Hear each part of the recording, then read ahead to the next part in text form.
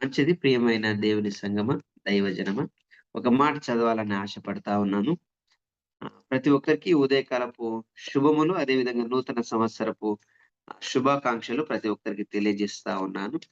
విలాప వాక్యములు 3వ అధ్యాయము 23వ వచనాన్ని.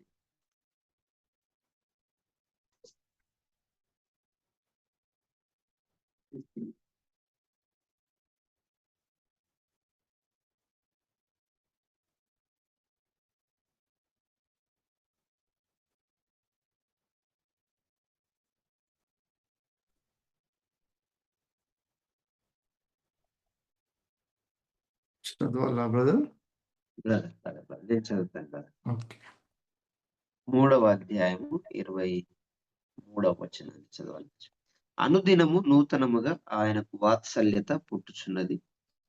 నీవు ఎంతైనా నమ్మదగిన వాడవు. ప్రియమైన దేవుని సంగమా, నిజంగా ఇక్కడ దేవుని యొక్క స్వభావాన్ని మనం చూస్తూ ఉన్నటువంటి వారం. ఏమిటంటే ఆయన యొక్క స్వభావము, ఆయన యొక్క ఆహ్, హృదయం ఎలాంటిదంటే అనుదినము నూతనముగా వాత్సల్యత కలుగజేసుకునేటటువంటి దేవుడు మన ఎడల.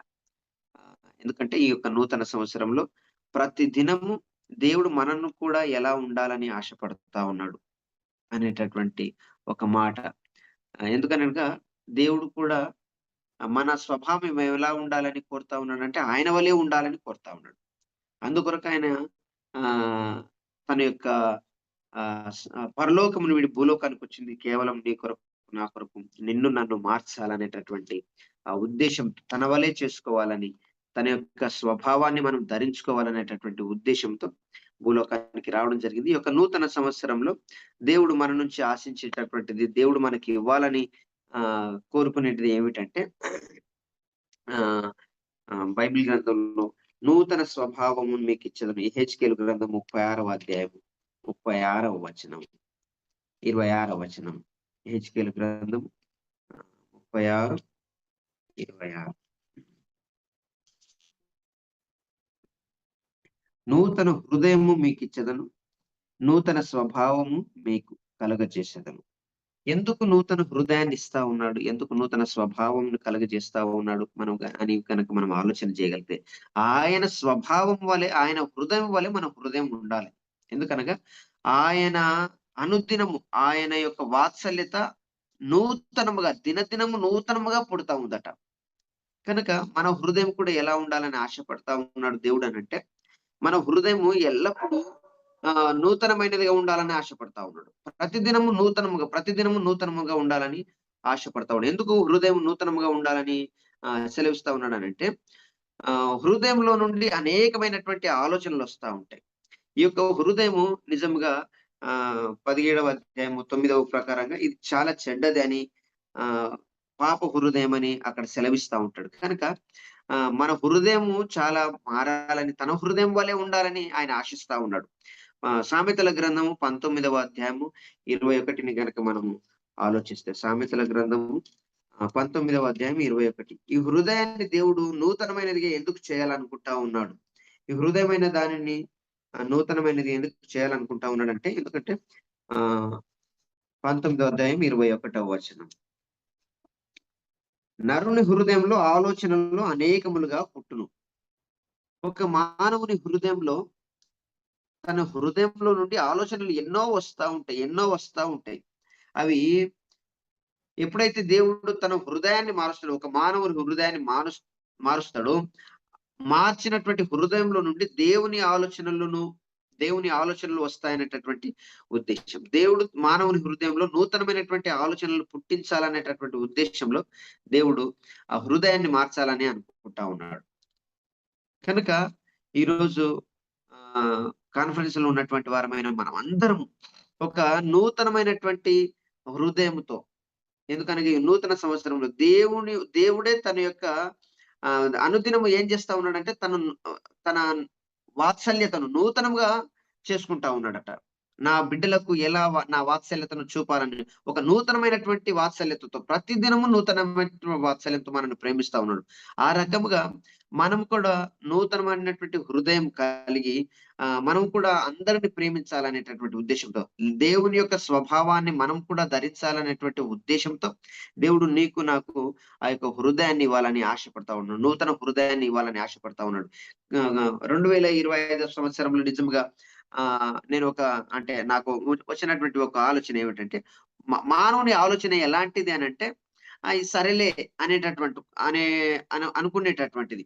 సరే ఇది ఉండనిలే, ఇదే రకంగా మనం ఆలోచిద్దాంలే అనేటటువంటి ఒక ఆలోచనతో మానవుడు వెళ్తా ఉంటాడు. నరుడు వెళ్తా ఉంటాడు. కనుక తన యొక్క హృదయాన్ని మార్చాలని, తన యొక్క హృదయంలో నూతనమైనటువంటి ఆలోచనలు పుట్టించాలనేటటువంటి ఉద్దేశం దేవుడు కలిగి ఉన్నాడు. ప్రియమైన దేవుని సంగమా, ఎందుకంటే ఈరోజు అనుకోకుండా నేను కొద్దిగా లేట్ లేవాల్సొచ్చింది. రాత్రి గూడా ఏమనుకున్నానంటే, కొద్దిగా వాక్యం పడలేదు గదా! ఎందుకు చెప్దాంలే అని అనుకోవచ్చు. అంటే మానవుని తలంపు అలాంటిది.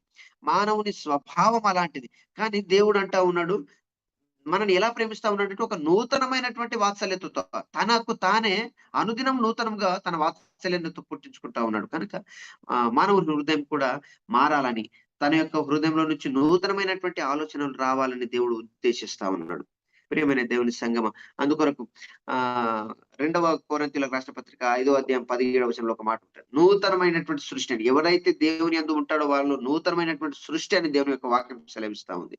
ఎప్పుడు నూతనమైన సృష్టిగా మారతాడు అని అంటే, ఎప్పుడైతే తన హృదయం మారుతుందో, ఎప్పుడైతే తన యొక్క హృదయంలో ఉన్నటువంటి ఆలోచనలు మారుతాయో, ఎప్పుడైతే తన హృదయంలో ఉన్నటువంటి సమస్తము మారుతుందో, అప్పుడు నూతనమైనటువంటి సృష్టిగా ఈ లోకంలో అవతరిస్తాడని దేవుని యొక్క వాక్యం సెలవిస్తా ఉంది. కనుక హృదయానికి తాను చాలా ప్రాముఖ్యతనిస్తాను. ఎందుకనగా హృదయంలో ఉన్నటువంటి దానిని ఎరిగేటటువంటి దేవుడు మన దేవుడు. ప్రియమైన దేవుని సంగమా, అందుకొరకని నాకు ఒక మాటను ధ్యానించాలని ఆశపడతా ఉంది. మానవులు ఎలాంటి వారు అనంటే, లూకా సువార్త 5వ అధ్యాయం 5వ వచనంలో జాలరులు అక్కడ రాత్రంతా ఈ చేపలు వేస్తా ఉంటారు. రాత్రంతా ఈ చేపలు వేస్తా ఉంటారు, వలలు వేస్తా ఉంటారు. వలలు వేస్తా ఉన్నటువంటి సందర్భంలో ఏ ఒక్క చేప కూడా పడదు.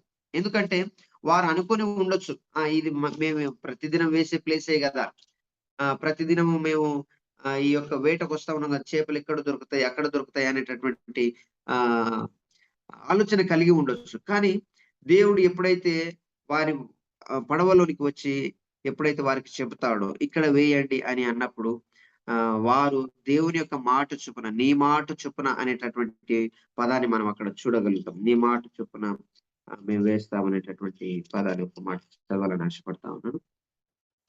సీమోన్, ఏలినవాడా, రాత్రి అంతయు మేము ప్రయాసపడితిమి గాని మాకేమీ దొరకలేదు. ఆయనను నీ మాట చొప్పునను వలలు వేయుతున్నని ఆయనతో చెప్పాను. కనుక ఎప్పుడైతే దేవుని యొక్క మాటకు, దేవుని యొక్క ఆలోచనకు తన హృదయంలో తావిచ్చాడో, అప్పుడు విస్తారమైనటువంటి చేపలను వారు పట్టడం చూస్తా ఉంటాం. కనుక మన ఆలోచన కాకుండా దేవుని ఆలోచన మన జీవితాల్లో ఉండాలని, మన హృదయాన్ని మార్చాలని ఆశపడతా ఉన్నాడు. అదేవిధంగా సామెతల గ్రంథం 3వ అధ్యాయం 6వ వచనంలో ఒక మాట ఉంటది. 3వ అధ్యాయం 6వ వచనంలో, నీ ప్రవర్తన అంతటి యందు ఆయన అధికారములకు ఒప్పుకొనుము, ఆయన నీ త్రోవలను సరళం చేయు. నీవు జ్ఞానివి కదా అని అనుకోవద్దు, యెహోవా యందు భయభక్తులు కలిగి చెడుతనం విడిచిపెట్టము. కనుక మనం ఒక్కొక్కసారి మన యొక్క జ్ఞానం ప్రకారంగా మనం ఆలోచిస్తాం. మన ఆలోచనల్ని మనం యూజ్ చేస్తా ఉంటాం. కనుక దేవుడు అంటా ఉన్నాడు, నీ యొక్క ప్రవర్తన అంతటి యందు ఆయన అధికారం, అది ఏ పని చేస్తా ఉన్నా సరే, నువ్వు చేపలు పట్టే పని కావచ్చు, మనుషులను పట్టే పని కావచ్చు, ఇంకా ఏ పని చేస్తా ఉన్నా దేవుని యొక్క ఆలోచన మనలో ఉండాలని, దేవుని యొక్క హృదయం మనం కలిగి ఉండాలని దేవుడు తెలియజేస్తా ఉన్నాడు. ఎప్పుడైతే అంటే గత సంవత్సరం గురించి ఒకవేళ మాట్లాడితే, నా ఆలోచన ప్రకారంగా నేను ఏదో పని చేసి ఉండొచ్చు. కనుక ఈ యొక్క నూతన సంవత్సరంలో దేవుని యొక్క ఆలోచనను మనం తీసుకొని, దేవుని యొక్క హృదయాన్ని మనం కలిగి ఉంటే, దేవుని యొక్క జీవితాన్ని మనం జీవించాలని ఆశపడతాం. దేవునిలో మనం జీవిస్తామని, ఆయన యొక్క ఆలోచన ప్రకారం మన జీవితం ఉండాలని దేవుడు ఆశిస్తా ఉన్నాడు. అదే విధంగా కొలస్సీలకు రాసినటువంటి పత్రిక 3వ అధ్యాయం 9వ వచనంలో ఒక మాట ఉంటుంది. ఎందుకనగా మరల నూతన స్వభావాన్ని మీకు ఇస్తా ఉన్నాను అనేటటువంటి ఒక మాట పలుకుతా ఉంటాడు. నూతన స్వభావం ఎందుకని అనగా, నిజంగా మన స్వభావం ఎలాంటిదంటే మానవుల స్వభావం ఎప్పుడు మాట వినని స్వభావం.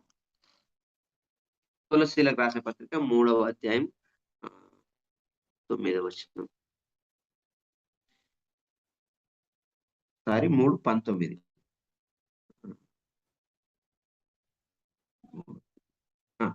3:9. ఒకనితో ఒకడు అబద్ధమాడకుడు ఏలైనగా ప్రాచీన స్వభావమును దాని క్రియలతో కూడా మీరు విసర్జించి జ్ఞానము కలుగు నిమిత్తం దాన్ని సృష్టించిన వాని పోలిక చొప్పున నూతన పరచబడుతున్న నవీన స్వభావమును ధరించుకున్నాడు.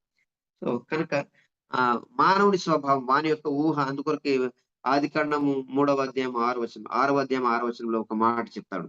వారి యొక్క ఊహ అంతయు ఎల్లప్పుడూ చెడ్డది అనేటటువంటి ఆ మాటను అక్కడ దేవుడు రాయిస్తా ఉంటాడు. కనుక మనం ఎప్పుడు నూతనమైనటువంటి స్వభావాన్ని కలిగి ఉండాలని. సాధారణంగా ఒక వ్యక్తి ఒక తేలు ఉంటదట. ఆ తేలు ఎప్పుడు దాన్ని కుడతానే తన్ను కుడతానే ఉంటదట. కానీ ఈ యొక్క వ్యక్తి దానిని తీసి పక్కకు పెడతా ఉంటాడట. పక్కన ఉన్నటువంటి వారు ఎందుకురా తేలు నేను కుడతా ఉంటే కూడా నువ్వు దాన్ని తీసి పక్కకు పెడతా ఉన్నావంటే, దానికేమో కుట్టే స్వభావం, మనకేమో రక్షించే స్వభావం అనేటటువంటి ఒక మాటను పలుకుతాడట ఆ వ్యక్తి. కనుక ప్రియమైన దేవుని ప్రియమైన దేవుని సంగమా, మానవ యొక్క స్వభావం ఏమిటంటే దేవుని మాటను పెడచెవిన పెట్టేటటువంటి స్వభావం. ఈ యొక్క నూతన సంవత్సరంలో నూతన స్వభావాన్ని, నూతన హృదయాన్ని నీకు నాకు ఇవ్వాలని ఆశపడతా ఉన్నాడు. కేవలం ఆయన మాట వినడానికి, ఆయన యొక్క ఆలోచన ప్రకారము మన జీవితము ఉండాలని. అదే విధంగా నూతనమైనటువంటి వాత్సల్యతను దేవుడు మన ఎడల ఏ విధంగా అయితే అనుదినం చూపిస్తా ఉన్నాడో, అదే రకమైనటువంటి స్వభావాన్ని, అదే రకమైనటువంటి జీవితాన్ని మన పక్కవారి పట్ల మనం కలిగి ఉండాలని, ఈ యొక్క నూతన సంవత్సరంలో ఒక నూతన సృష్టిగా ఉండాలని దేవుడు అంటే అన్యజనులు మనల్ని చూసినప్పుడు నిజంగా వీరు అంటే నూతనమైనటువంటి వారు అనేటటువంటి ఉద్దేశం వారికి కూడా కలగాల. నూతనమైనటువంటి సృష్టి అనగా ఈ లోకంలో మనలాంటి వారు ఎవరు ఉండరు. ఎందుకంటే ఒక తంబు తీసుకున్న ఆ thumb print it will be very different. అది యూనిక్. ఈవెన్ ఎక్కడికైనా స్కానింగ్ వెళ్ళినప్పుడు మన కళ్ళను స్కానింగ్ చేస్తారు. సో అంటే దేవుడు మనను నిర్మించినటువంటి రీతి చాలా ప్రత్యేకమైనటువంటిది. మనమే కేవలం మనం ఎలాంటి వారిగా ఉండాలని దేవుడు ఆశిస్తా ఉన్నాడంటే ఆయన వలె ఉండాలని. అనుదినం ఆయనకి ఎలాగా అయితే వాత్సల్యత పుడతా ఉందో మన పట్ల, మనము కూడా నూతన హృదయం కలిగి నూతనమైనటువంటి ఆలోచన, దేవుని పరిచర్యలో నిజంగా చెప్పాలంటే ఒక నూతనమైనటువంటి ఆలోచననే, నూతనమైనటువంటి నూతనమైనటువంటి ఆలోచన, నూతనమైనటువంటి విధానాలను దేవుని యొక్క సన్నిధిలో మనం కలిగి ఉండాలని దేవుడు ఆశిస్తా ఉన్నాడు. ఎప్పుడైతే మనం హృదయాన్ని దేవుడు నిజంగా మారుస్తాడు, అప్పుడే మనం మన యొక్క హృదయంలో నూతనమైనటువంటి ఆలోచనలు, నూతనమైనటువంటి స్వభావంలో పుట్టాలని దేవుడు ఆశిస్తా ఉన్నాడు. నిన్న ఒక వ్యక్తితో మాట్లాడుతా ఉన్నప్పుడు ఒక ఇన్స్టిట్యూషన్ లోనట అందరికి అంటే దాదాపు ఒక 20 మంది ఎంప్లాయీస్ ఉంటే అందరికి డిఫరెంట్ సాలరీస్ ఉన్నాయట. ఒక్క వ్యక్తి మాత్రం ఎప్పుడు పడుకొని ఉంటాడంట. అయితే ఆ వ్యక్తికి అధికమైనటువంటి జీతం ఇస్తా ఉన్నారట. అరే మరి పని చేసేటటువంటి వాళ్ళకేమో జీతం తక్కువ ఉంది, హాయిగా పడుకునేటటువంటి వానికేమో జీతం ఎక్కువ ఉంది అని ఎందుకని ఆలోచిస్తే, వాడు పడుకొని ఏం చేస్తా ఉంటాడంటే తింటాడు, పడుకుంటాడు. కానీ వాని యొక్క ఆలోచనలు ఈ యొక్క ఎంప్లాయీస్ కి అందరికి ఇస్తా ఉంటాడట. సో ఆ రకంగా ఆ ఇన్స్టిట్యూషన్ పెరిగిపోతా ఉందట, అభివృద్ధి అవుతా ఉందంట. కనుక ఈ రోజు ఆలోచన ద్వారా ఆ యొక్క ఇన్స్టిట్యూషన్ అనేటటువంటిది బాగుపడతా ఉంది. వారందరూ everybody is working according to his thoughts and ఆలోచనల ప్రకారంగా. కనుక ఈరోజు దేవుడు మన హృదయాన్ని ఎందుకు మార్చాలని అనుకుంటున్నాడు? ఒక నూతనమైనటువంటి ఆలోచన, ఆయన వల్లే నూతనమైనటువంటి ఆలోచన, ఆయన వల్లే నూతనమైనటువంటి స్వభావాన్ని నేను మనం అందరం ఈ యొక్క నూతన సంవత్సరంలో కలిగి ఉండాలని దేవుడు ఈ యొక్క అవకాశాన్ని ఇస్తా ఉన్నాడు. కనుక ప్రియమైన దేవుని సంగమా, దైవజనమా, మన యొక్క హృదయాలలో ఆయన వల్లే నూతనమైనటువంటి ఆలోచనలు, ఆయన వల్ల నూతనమైనటువంటి స్వభావం ప్రతి ఒక్కరికి కనబరచులాగున దేవుడు అటువంటి ధన్యతను ఈ యొక్క నూతన సంవత్సరం మనకందరికి ఇవ్వాలని కోరుకుంటూ ఈ యొక్క అవకాశాన్ని ఇచ్చినటువంటి పెద్దలకందరికీ మరొకసారి నూతన సంవత్సర శుభాకాంక్షలు తెలియజేస్తూ కొద్ది మాటలు ముగిస్తా ఉన్నాను. దేవుడు తన వాక్యం ఆశీర్వదించును గాక.